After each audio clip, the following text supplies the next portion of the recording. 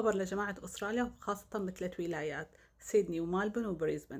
هو خبر فني وليس خبر أخباري. يا جماعة مثل ما بتعرفوا توفيق حبيب أخذ الفيزا على أستراليا ووشه بالطيارة لوين على أستراليا ليحيي أحلى الحفلات ببريسبن ومالبون وسيدني.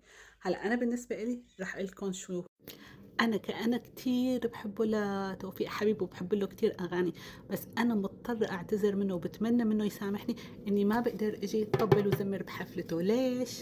رح تستغربوا من القص، لأنه هذا هو السبب. أنا ب 22 أغسطس معزومة على حفلة ديفورس بارتي تبع شروق سانشاين، عرفتوها؟ وهي طلبت انه نحضر كل شي بينك، وانا حطيت التاج الملكي لون بينك. بالنهاية مو معقولة روح علي خاتم ذهب كرمال شو؟ كرمال يلا ادبك ادبك ادبك توفيق حبيب. فيا جماعة أي حدا بده يحجز على البرايفت أو الفي آي بي ستيج عند شروق يتواصل معه. ليش؟ لأنه التيكيتات عم بتصير سولد أوت وما عم بتلحق.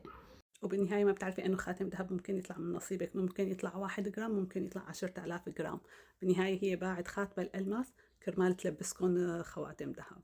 وهلأ أنتوا اكتبوا لي مين رايح يحضر حفلة ولد توفيق حبيب توفيق، ومين رايح يحضر الديفورس بارتي تبع شروق تحت بالتعليقات، وناطرة اشوف ردودكم. بحبكم كتير. باي.